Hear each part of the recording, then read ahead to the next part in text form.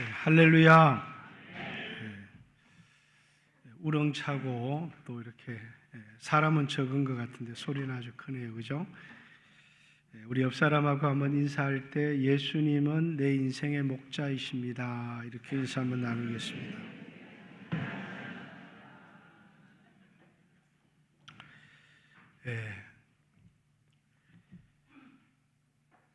오늘 12절의 말씀에 예수께서 또 말씀하여 이르시되 나는 세상의 빛이니 나를 따르는 자는 어둠에 다니지 아니하고 생명의 빛을 얻으리라. 이렇게 오늘 요한복음 12장의 오늘 큐티 본문에도 나는 세상의 빛이시니 나를 믿는 자는 어둠에 다니지 아니하고 이렇게 말씀하셨죠. 오늘 본문에도 나는 세상의 빛이니 나를 따르는 자는 어둠에 다니지 아니하고 생명의 빛을 얻으리라, 이렇게 말씀하셨습니다. 생명의 빛을 얻으셨습니까? 생명의 빛, 뭘 말하는 걸까요? 제가 성경 공부를 같이 했던 목사님들 그룹 중에는 교회 이름이 전주의 생명의 빛 교회라고. 교회가 왜 생명의 빛 교회입니까? 세상의 빛 교회 하시지. 그랬더니 세상의 빛이신 예수님을 따르면 생명의 빛을 얻는다 그래서 생명의 빛 교회. 대구에 있는 어떤 목사님은 또 은혜의 빛, 이렇게 생명의 빛 교회, 은혜의 빛 교회, 이런 교회 이름들 잘 많이 들어보셨을 거예요. 예수를 믿으면, 예수님을 따르면 생명의 빛을 얻으리라, 이렇게 말씀하셨는데 이 생명의 빛이 무엇을 말하는 것일까? 무엇을 말하는 거죠? 자신 있게 대답할 수 있는 분 있나요? 오늘 이 본문의 배경은 초막절입니다. 초막절, 그죠? 이 초막절 마지막 요한복음 7장 37절에 보면 큰 날, 명절의 끝날 아침에 열리는 행사가 제사장들이 물을 실로암 연못에 떠와서 그것을 제단에 붓는 것이 이 초막절 행사의 마지막 날 오전 행사입니다. 예수님은 그곳에서 외치셨습니다. 나를 믿는 자는 그 배에서 생수의 강이 흘러넘쳐나리라. 이는 나를 믿는 자의 받을 성령을 가리켜 말씀하신 것이다. 이렇게 예수 믿는 사람에게 무엇을 주시겠다고요? 성령을 주시겠다, 이렇게 말씀한 건데, 이 행사는 광야에서 이스라엘 백성들이 반석을 쳐서 난 샘물을 먹은 것을 기념하여 하는 행사인데, 그런데 이것의 진짜는 광야에서 샘물을 먹은 것도 하나의 예시 그림자였을 뿐이지 진짜는 뭐라고요? 예수 믿는 사람들이 받을 성령에 관해서 말씀하신 것이다, 이렇게 말하는 겁니다. 그리고 이 명절 끝날 저녁 밤이 어둑어둑해지면 이 성전 여인의 뜰에 기둥을 세우고 거기 큰 이제 기름 4통을 준비해서 그 불을 밝힙니다. 예루살렘 다 비춰줄 수 있도록 불을 밝히는데, 예수님은 그곳에 서서 나는 세상의 빛이다. 나를 따르는 자는 어둠에 다니지 아니하고 생명의 빛을 얻으리라, 이렇게 말씀했어요. 자, 생명의 빛이 뭐라고요? 예수 믿는 자의 받을, 답을 얘기를 다 했는데 요한복음 7장 37절에 예수 믿는 자의 받을 성령을 가르쳐 말씀하시는 것이죠. 구약 이스라엘 백성들이 초막절 광야 생활을 할 때 그 광야 생활 가운데 구름 기둥과 불 기둥이 떠올라서 그들을 광야 생활을 인도했던 것처럼 예수를 믿는 사람에게 성령을 주시겠다라고 약속하신 것이고, 똑같이 저녁 초막절 행사 이 저녁 마지막 밤에 불을 밝힌 것은 그들이 구름 기둥을 상징하는, 불 기둥을 상징하는 그 불을 밝혔는데, 그 불은 뭐라고요? 예수님을 따르는 자, 예수님을 믿는 자에 받을 성령을 가르쳐 말씀하신 것이죠. 이 말씀은 나는 세상의 빛이다. 나를 따르는 자는 어둠에 다니지 아니하고 생명의 빛, 뭘 받는다고요? 성령을 받으리라. 이렇게 예수님이 말씀하신 것. 이 생명의 빛은 예수 믿는 사람이 받을 성령을 가르쳐 말씀하신 것이다. 우리가 살아가는 이 세상은 광야같이 길이 없고 어두운 세상이지만, 그래서 수없는 사람들이 이 땅을 살아가면서 길을 잃고 열심히 살아가지만, 삶의 목적을 잃고 살아가지만, 예수 믿는 사람에게 성령을 주셔서 이 광야 같은 세상을 살아갈 때 우리를 인도하고 우리를 가나안 땅으로, 삶의 목적지로 우리를 바르게 인도할 뿐만 아니라 이 광야 같은 세상에서 그분이 우리와 함께 하시겠다라고 하는 그런 약속입니다. 그리고 이제 요한복음 13장으로 넘어가면 예수 믿는 사람이 받을 이 성령에 대한 소개를 긴 본문에 걸쳐서 우리에게 소개하고 있다는 겁니다. 자, 이제 요한복음 9장으로 넘어가니까 어떤 사건이 나오느냐면, 날 때부터 소경된 사람이 나옵니다. 태어날 때부터 소경이었어요. 제자들이 예수님께 묻습니다. 이 사람이 소경으로 난 것이 이 사람의 죄 때문입니까?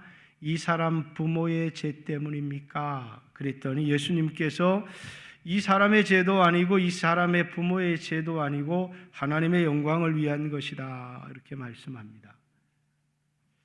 그런데 이제 예수님이 이 사람에게 눈에 진흙을 이겨 바르고 실로암, 보냄을 받았다, 예수님을 상징하는 연못입니다. 가서 씻으라. 이 사람이 실로암 연못에 가서 씻고 왔더니 보게 되었다, 이렇게 얘기합니다. 평생에 빛을 보지 못했던 사람들이 빛을 보게 된 것입니다. 그런데 단지 우리의 육신의 눈을 뜨게 하기 위해서 이 이야기를 한 것은 결코 아닙니다. 이 사람이 어떻게 보게 되었느냐? 바리새인들과 당국자가 조사를 합니다. 그러면서 예수라고 하는 분이 진흙을 이겨 눈에 바르고 실로암에 가서 씻어서 그래서 보게 되었습니다. 그런데 그 보게 된 날이 하필 안식일이었습니다. 그래서 바리새인들이 얘기합니다. 이 사람이 안식일을 지키지 아니하니까 하나님께로부터 온 사람이 아닙니다, 이렇게 얘기를 합니다. 근데 이 사람의 주장은 전혀 달라요. 하나님은 죄인의 기도를 듣지 아니하시고 경건한 자의 기도를 들으신다고 했는데, 날 때부터 소경된 자를 눈뜨게 했다는 말을 들어본 적이 없다. 이분은 하나님께로부터 온 사람이다, 이렇게 얘기를 합니다. 그러니까 바리새인들이 네가 죄 가운데 나서 우리를 가르치겠느냐? 우리는 모세의 제자다, 이렇게 얘기를 합니다. 그리고 이 사람을 이제 유대인들의 사회 속에서 사회적인 죽음이죠. 쫓겨나게 만듭니다. 예수님께서 이 사람을 만나서 너는 인자를 믿느냐? 누굽니까? 믿고자 합니다. 예수님이 I am, 내가 그니라, 이렇게 아주 중요한 선언이죠. 그랬더니 이 사람이 내가 믿나이다. 예수님이 자신이 세상에 오신 목적을 밝힙니다. 인자가 온 것은 왜 왔다고요? 본다고 하는 자들로 보지 못하게 하고 보지 못하는 자들로 보게 하려 함이라, 이렇게 얘기합니다.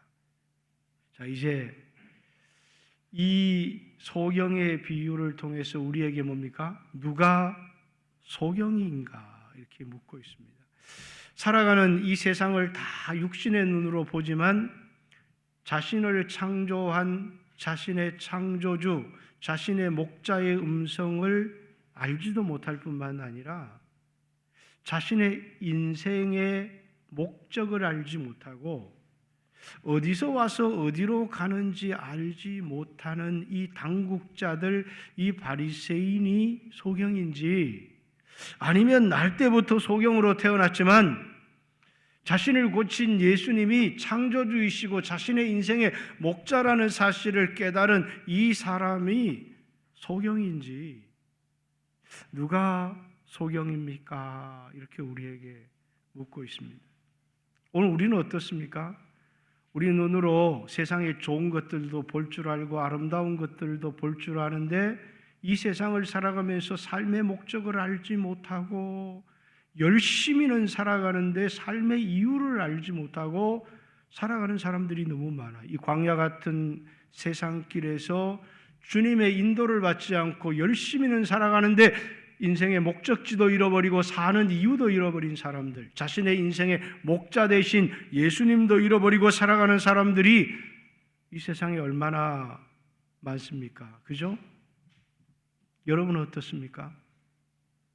여러분은 목자 대신 예수님을 따라 살아가고 있습니까? 인생의 올바른 목적을 가지고 살아가고 있습니까? 공부 열심히 해라. 그래서 공부를 열심히 하는데 왜 내가 공부를 열심히 해야 되는지 모릅니다. 좋은 대학에 들어갔습니다. 그래서 이제 좋은 곳에 취직을 하기 위해서 열심히 노력을 합니다. 그리고 이제 좋은 회사에 들어갔습니다. 열심히 살아갑니다. 돈도 많이 법니다. 그러나 자신의 인생의 목적을 알지 못하는 인생의 소경들이 너무 많다는 거예요. 내 인생의 주인이 누군지, 내 삶의 목적이 무엇인지, 내 인생의 종착지는 어디인지 알지 못하고 살아가는 사람들. 이제 바리새인들이 예수님께 와서 네가 너에 대하여 증언하니까 너의 증언은 참되지 못하다. 근데 예수님은 내가 나를 증거해도 내 증거는 참되다. 왜? 나는 어디서 와서 어디로 가는지 알지만은 너희는 종교인들이에요. 성경을 많이 아는 사람들, 열심히 살아가는 사람들이에요. 그런데 뭘 모른다고요? 네가 어디서 왔는지, 삶의 근원도 알지 못하고 인생의 주인도 알지 못하고 어디로 가는지, 삶의 목적이 무엇인지도 너는 알지 못한다. 이렇게 얘기를 합니다. 자, 요한복음 1장에 이 빛이라는 말씀이 다시 우리에게 말하고 있습니다. 태초에 말씀이 계시니라. 이 말씀이 하나님과 함께 계셨으니 이 말씀은 하나님이다. 이 말씀이 누구예요? 로고스이신 예수님입니다. 이 말씀이 육신이 되어 우리 가운데 거하심에, 근데 이 말씀이 예수님이신데 그가 태초 처음부터 하나님과 함께 계셨고 그로 말미암아 만물이 지음을 받았으되 그가 없이 지어진 것은 하나도 없느니라. 이렇게 얘기를 하죠. 근데 골로새서 1장 16절에는 거기에 한 구절을 더 붙여놨어요. 그가 없이, 그로 말미암아 세상이 창조되었는데 눈에 보이는 것들과 보이지 않는 것들과 하늘의 영들과 모든 것들이 그로 말미암아 또 그를 위하여 창조되었고 그가 없이 창조된 것은 하나도 없다. 이 세상의 모든 만물이 그로 말미암아 창조되었을 뿐만 아니라 그를 위하여 창조되었고 그가 없이 창조된 것은 하나도 없다. 이렇게 얘기를 합니다. 여러분과 저도 만들어졌고 구속을 받은 존재입니다. 그래서 우리는 그분을 창조주 하나님이라고, 그분이 나를 핏값 주고 사셨다고 해서 내 인생의 구속의 주님이라고 얘기합니다. 내 구주. 그런데 뭐라고요? 사람들이 자신의 인생의 주인을 알지 못해요. 이사야서 1장은 우리에게 이렇게 얘기합니다. 소도 자신의 임자를 알고 나귀도 자신의 주인의 구유를 알건만은 내 백성은 나를 알지 못하는도다. 이렇게 얘기를 합니다. 하나님을 알지를 못하는 거예요. 날 때부터 소경이었던 이 사람은 뭐라고요? 목자의 음성을 알아들은 거예요. 그래서 자신의 삶에 위기가 찾아왔어요. 그는 안식일을 범하였기 때문에 하나님께로부터 온 사람이 아니다. 그런데 이 소경은 뭐라고 얘기를 하느냐면 하나님은 경건한 사람의 기도를 듣지 죄인의 기도를 듣지 않으신다. 그런데 날 때부터 소경된 자의 눈을 뜨게 했다는 말을 들어본 적이 없다. 그분이 하나님께로부터 오시지 않았다면 결코 나를 고칠 수가 없다는 거예요. 그래서 예수님이 죄인이고 하나님께로부터 오지 않았다라고 시인하라고 하는 압박 속에서도 아니다, 그분은 하나님께로부터 왔다, 이렇게 말합니다. 왜 그래요? 자신의 인생의 목자가 누구이고 누구의 음성을 들으며 살아야 될지를 알고 있기 때문이에요. 근데 우리는 이 광야 같은 세상을 살아가면서 수없는 세상의 소리를 듣지만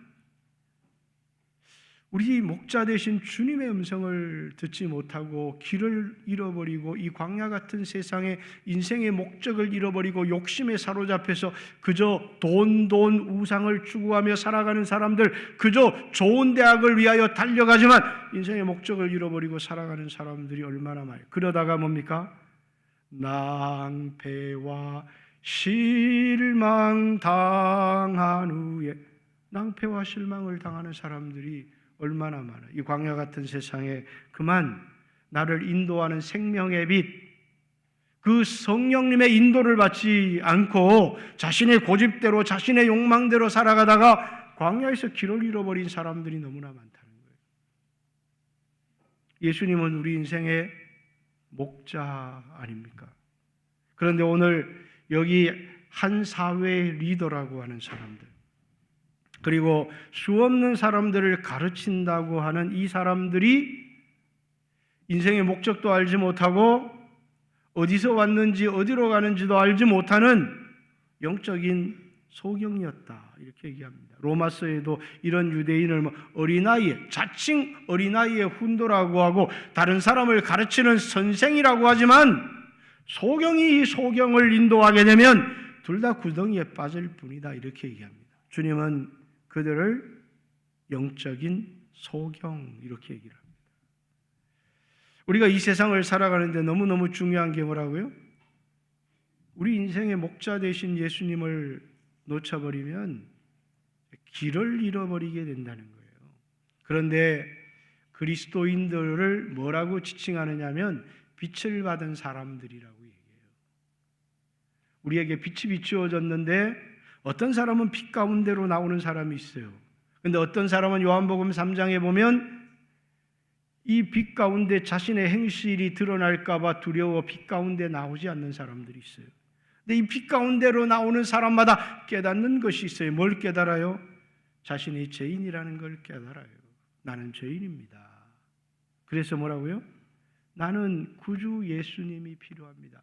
자신에게 무엇이 필요한지를 깨달아요. 누가복음 5장에 보니까 예수님이 베드로에게 깊은 곳에 그물을 내려라. 그물을 내렸더니 그물이 찢어지도록 잡혔습니다. 그러면 기뻐해야 되는데 베드로가 예수님 앞에 무릎을 꿇습니다. 예수님, 나는 죄인입니다. 이렇게. 자신이 죄인인 것을 깨달아요. 자신이 이 광야 같은 세상을 살아가는데 너무너무 연약하다는 사실을 깨달아요. 그래서 뭐라고요? 나와 함께 해주고 나를 도와줄 분이, 세상 사람들은 자기를 의지하고 살아가잖아요. 난 돈도 많으니까, 나는 똑똑하니까, 마치 예수님 없이도 살 수 없는 것처럼 그렇게 자기를 의지하며 살아가는 사람들이 너무 많아요. 그러나 인생에서 낭패와 실망을 만나게 되면 어떤 사람은 좌절하고 절망해요. 왜? 내가 의지해야 될 분을 보지 못했기 때문이에요. 그러나 어떤 사람들은 그때서야 주님을 찾습니다. 왜? 내가 의지해야 될 내 인생의 목자, 나의 힘이 되신 하나님을 이 광야 속에서 만나기 때문이에요. 그래서 광야는 자신의 연약함, 자신의 한계를 깨닫는 곳이기도 하지만 이 광야는 주님을 만나는 곳이기도 한 거예요. 수없는 그리스도인들이 인생의 광야를 만나고 자기의 한계 앞에서 절망하고 낙담해버리는 사람들이 있지만 그 속에서 주님을 만나고 그 절망이 주님을 의지하는 믿음과 신앙으로 바뀌어지는 사람들이 세상에 너무너무 많잖아요. 여러분, 이 세상에서 자신의 한계를 만나지 못하고 예수님을 의지하는 진정한 신앙을 가진 사람들은 결코 많지 않습니다. 이 땅을 살아가다가 내 한계를 만나고 내 힘으로 살 수 없는 그런 인생의 위기 앞에서 주님을 찾고 그 속에서 병든 몸을 고쳐주시는 분, 삶의 목적을 가르쳐주시는 그 예수님을 만나는 사람들이 너무너무 많잖아요. 왜? 세상의 빛으로 어둠 속에서 나를 보지를 못했지만 예수님의 말씀을 들으면서 내가 얼마나 연약한지, 내 인생에 나를 지도해 주시는, 인도해 주시는 내가 의지할 목자 주님이 필요하다는 사실을 깨닫게 되는 사람들이 세상에 너무너무 많기 때문이에요. 그래서 여러분들도 인생을 살아가다가 고난을 만나면, 광야를 만나면, 위기를 만나면 절망하지 마십시오. 내게로부터 눈을 들어. 왜? 지금까지 나만 보고 살았거든요. 돈도 없어요. 이제는 의지했던 사람도 다 떠났어요. 그리고 이제 내가 가지고 있는 실력이 세상에 통하지도 않아요. 그런데 그때 누구를 보라고요? 나를 위하여 오신 예수님을 보고 예수님을 의지하기 시작하는 거예요.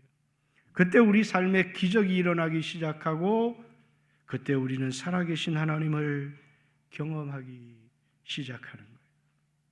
어떤 사람들은 내가 의지했던 사람도 떠나버리고 내가 가졌던 모든 것들도 없어지면서 절망해버리지만 어떤 사람은 그 광야에서 예수님을 만나요. 내가 의지할 분, 내 인생의 인도자, 그 예수님을 만나서 간증하는 사람들이 얼마나 많습니까? 이 광야 같은 세상은 결코 우리 힘으로 살아갈 수 있는 것이 아니에요. 우리의 지혜로 살아갈 수 있는 세상이 아니에요. 그런데 이 바리새인들을 보십시오. 얼마나 당당한지, 마치 자신의 힘으로 살아갈 수 있는 것처럼, 자기가 누구인지, 어디서부터 어디로 가는지 아는 사람인 것처럼 그는 교만하고 정죄하지만 주님은 그들을 향해서 너희는 어디서부터 왔는지도, 네 인생의 주인이 누군지도, 어디로 가는지도, 삶의 목적이 무엇인지도 알지 못하는 소경이다 라고 얘기를 하는 겁니다. 이 사람들이 소경이라는 거예요. 오늘 이 땅을 살아가는 수없는 그리스도인들 가운데도 이런 사람들이 너무너무 많다는 거예요. 뿐만 아니라 뭐라고요? 삶의 목적을 알지 못해요. 그저 돈을 열심히 벌지만 무엇을 위해서 살아가야 될지를 알지 못해요. 그러나 주님의 음성을 들을 때 우리는 이 땅에 살아가야 될 삶의 목적이 뚜렷해져요. 예전에 주님을 만나기 전에 그저 돈만 모으기 위하여 살았던 삶과는 다른 짧은 이 땅의 육신의 기회를 가지고 살아가는데 이 육신의 때가 단지 돈을 모아서 편안하게 살아가는 그런 삶의 기회가 아니라 영원한 하나님 나라를 위해서 준비할 때라고 하는 사실을 너무나 많은 사람들이 깨달아요. 왜? 이 땅은 잠깐이고 하늘은 영원한, 보이는 것은 잠깐이고 보이지 않는 것이 영원하거든요. 예수님이 그 뒤에 본문에 너희는 아래서 났고 나는 위에서 났고 너희는 이 세상에 속하였고 나는 이 세상에 속하지 않았다. 이 세상에 속한 사람, 아래에서 난 사람들은 그저 육신의 때만 보고 살아가지만 그러나 영적으로 거듭난 사람들은 뭐라고요? 육신의 때가 있는 것처럼 영원한 영혼의 때가 있다는 사실을 알게 됩니다. 그래서 믿음은 바라는 것들의 실상이요 보지 못하는 것들의 증거니. 이 말은 뭐라고요? 믿음의 사람들이 살았던 모든 삶은 이 세상을 위해서 산 사람들이 아니었다는 거예요. 모세도 그렇고 아브라함도 그렇고 어떤 사람은 더 나은 부활을 바라보면서 육체에 죽는 것을 전혀 피하지 않았다는 거예요. 모세 역시도 바로의 공주의 아들이라고 하는 세상의 성공의 식분, 애굽의 모든 보화라고 하는 것, 상 주시는 일을 바라보면서 그 모든 걸 버렸다는 거예요. 왜? 이 땅의 삶이 전부가 아니기 때문에. 삶의 목적이 너무나 뚜렷하고 분명했던 사람, 사도 바울 같은 사람도 이 땅에서 누구보다도 많은 수고를 했습니다. 그러나 그 수고를 은혜라고 얘기하잖아요. 나의 나 된 것은 하나님의 은혜로 된 것이다. 내가 지극히 작은 사도로 다른 사도들보다 수고를 더 많이 했으니 제 수가 더러웠기 때문이다. 이렇게 말하는 게 아니고 하나님의 은혜라고 얘기해요. 왜? 부활을 바라보고 있기 때문에. 부활이 없다면 그것을 누가 은혜라고 말할 수 있겠어요? 삶의 목적이 너무나 뚜렷하고 너무나 분명한 사람. 내가 무엇을 얻기를 돈을 얻기를 원하는지, 한 명의 영혼을 얻기를 원하는지. 세상 사람들은 그저 돈을 얻기를 원하지만 제자는 한 명의 영혼을 얻기 위하여 자신의 재산을 버리잖아요. 왜 그렇습니까?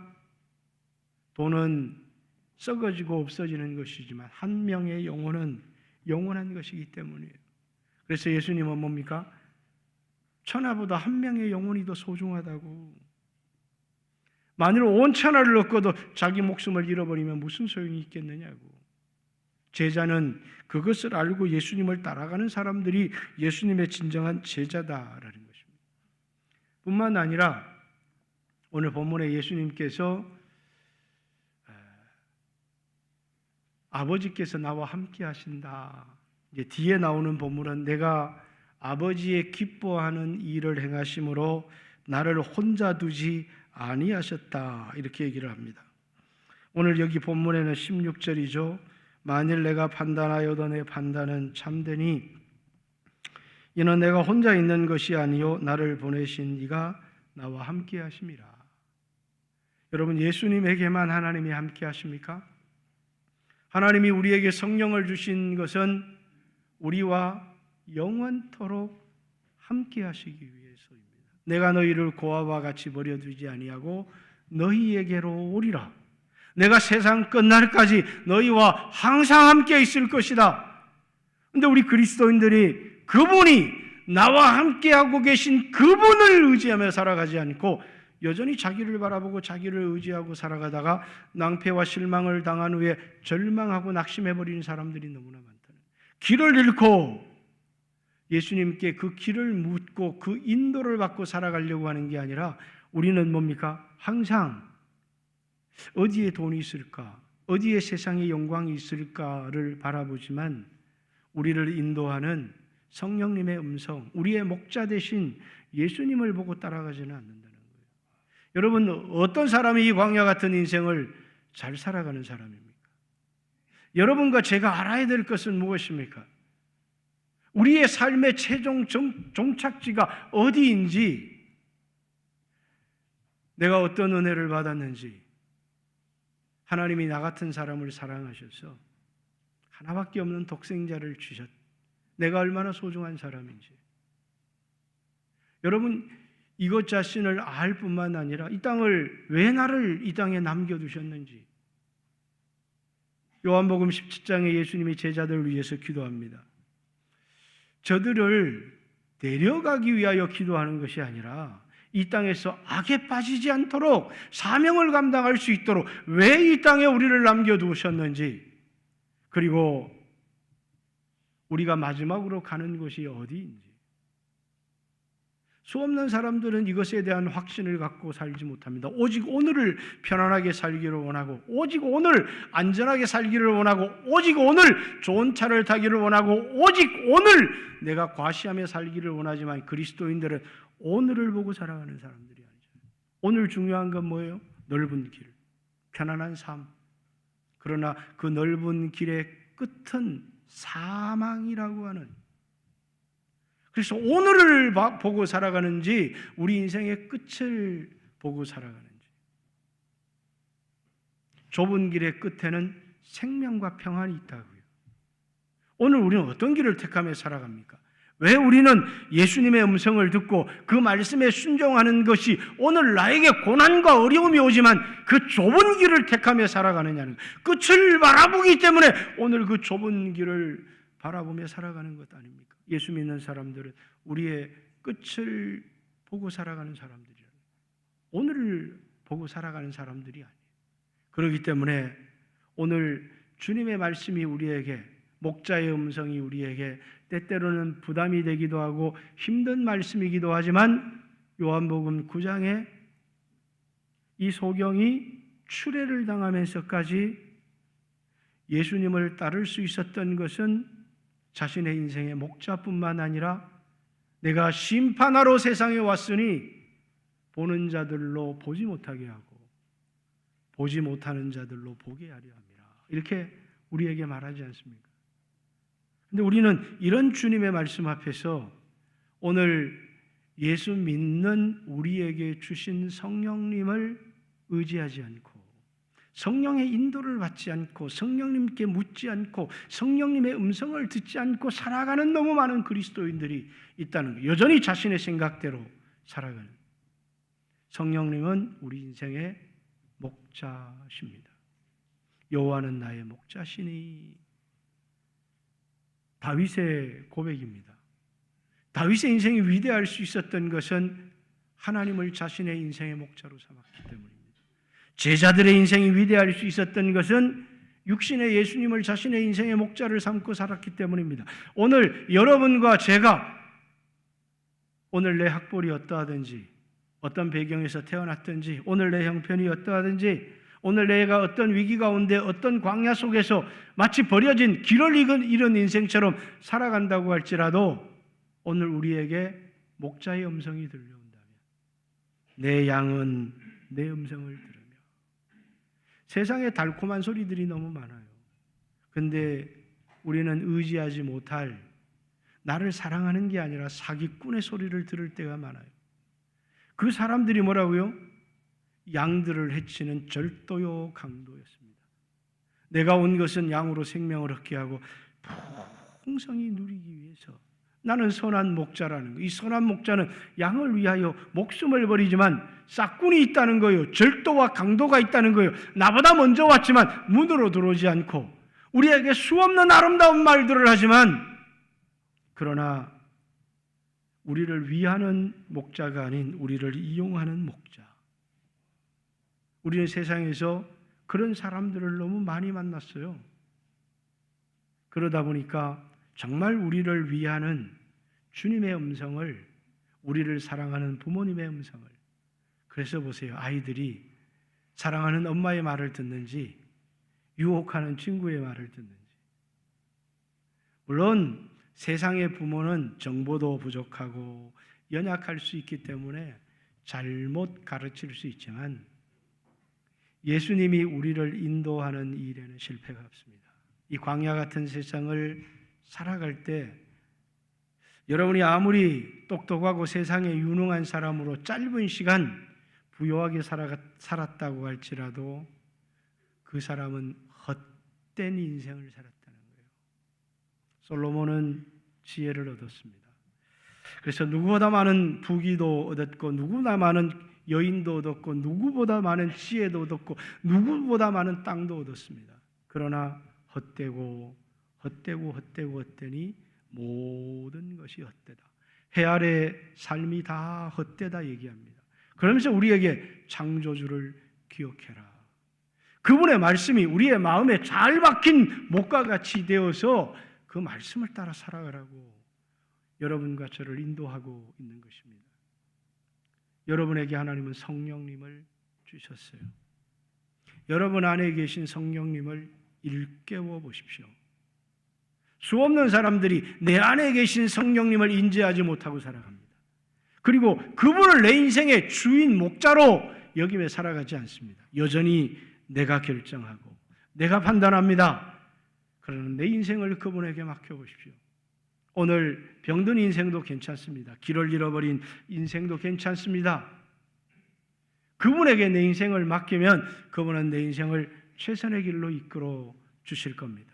나를 신뢰하고 나를 의지하며 살아가는 삶은 마치 자기가 누구며 어디서 왔으며 자신의 인생의 종착지가 어디인지도 모르며 살아가는 사람이 살아가는 인생과 같습니다.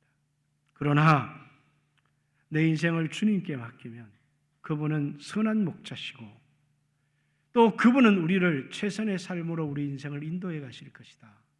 그래서 예수님은 선한 목자실 뿐만 아니라 여러분과 저에게는 예수 믿는 사람에게 뭘 주시겠다고요? 성령을 주시겠다. 이 성령님은 누구시냐면 이제 더 이상 예수님이 육신으로 거하지 않으니까 예수님, 육신의 예수님을 보지 못하는 사람들에게 우리 안에 오셔서 예수님이 제자들을 인도하셨던 것처럼 이 광야 같은 세상에 우리와 함께하고 우리를 인도하실 우리 인생의 목자가 성령님이시다는 것을 기억하고, 우리 영광교회 모든 성도들은 오늘 여러분의 형편이 좋아도 여러분의 생각대로 살아가는 삶은 실패하는 삶일 것이고, 여러분의 인생이 힘들고 어려워도 여러분의 인생을 주님께 맡기고 성령의 인도를 받으려고 하면 그 사람의 인생은 귀하고 값진 인생이 될 것입니다. 여러분 모두가 이 광야 같은 세상에서 내가 얼마나 연약하고 내가 길을 알지 못하는지를 깨닫고, 이스라엘 백성이 구름 기둥과 불 기둥의 인도와 보호와 함께함을 받았던 것처럼 여러분과 저도 이 광야 같은 인생길에서 우리에게 주신 성령님의 인도를 받아 그분과 함께하고 그분의 인도를 받는 삶이 되어지기를 주님의 이름으로 축복합니다. 같이 한번 주여 하시고 기도할까요? 여러분 안에 오신 성령님을 인정합니까? 그분에게 여러분의 인생길을 맡길 수 있나요? 여러분이 오늘 낭패와 실망을 당했다면 그분께 내 인도를 부탁할 수 있나요? 여전히 내 생각대로 내 판단대로 살아가고 있지는 않나요? 뿐만 아니라 주님의 음성이 여러분에게 들려올 때 여러분들은 편안한 길을, 쉬운 길을, 오늘을 택하며 살아가고 있지 않나요? 주님의 말씀대로 순종하는, 주님의 인도를 받는 선한 목자 되신 그 주님이 내게 하신 그 음성을 듣고 살아가고 있나요? 같이 한번 주여 하시고, 주여 이 광야 같은 세상에 나에게 성령이 필요합니다. 나에게 인도자가 필요합니다. 나를 도와주십시오.